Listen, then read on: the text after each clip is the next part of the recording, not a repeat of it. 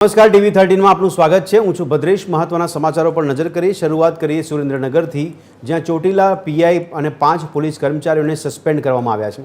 SMC red મામલે જિલ્લા police વડાએ કાર્યવાહી કરી છે। એસએમસીએ દારૂનો 1.26 કરોડથી વધુનો મુદ્દામાલ જપ્ત કર્યો હતો। જિલ્લા પોલીસ વડા ગિરીશકુમાર પંડ્યાએ પોલીસ કર્મીઓને સસ્પેન્ડ કર્યા છે, તો પીઆઈ સહિત 5 પોલીસ કર્મચારીઓને સસ્પેન્ડ કરવામાં આવતા બેડામાં ફફડાટ વ્યાપી જવા પામ્યો છે।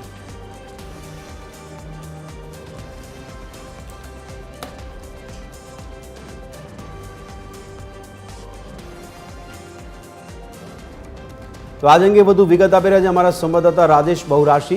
રાજેશ, જણાવશો એસએમસી દ્વારા જે કાર્યવાહી કરવામાં આવી છે તેમાં મુખ્ય કારણ શું બહાર આવી રહ્યું છે, અને સાથે સાથે આ કાર્યવાહીના ભાગરૂપે હવે સમગ્ર બેડામાં કેવી સ્થિતિ ઊભી થઈ છે?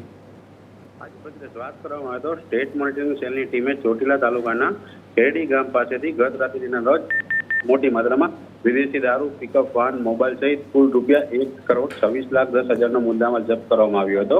જેમાં સ્ટેટ મોનિટરિંગ સેલની રેડ મામલે જિલ્લા પોલીસ વડાએ કાર્યવાહી કરી છે, જેમાં ચોટીલા પીઆઈ અને 5 પોલીસ કર્મચારીઓને સસ્પેન્ડ કરવામાં આવ્યા છે। જેમાં જિલ્લા પોલીસ વડા ગિરીશકુમાર પંડ્યાએ PI Chotila PI IB Valvi સહિત 6 પોલીસ કર્મચારીઓને સસ્પેન્ડ કરતા પોલીસ બેડામાં ફફડાટ મચી જવા પામી છે। જી રાજેશ, ધન્યવાદ સમગ્ર માહિતી આપવા બદલ।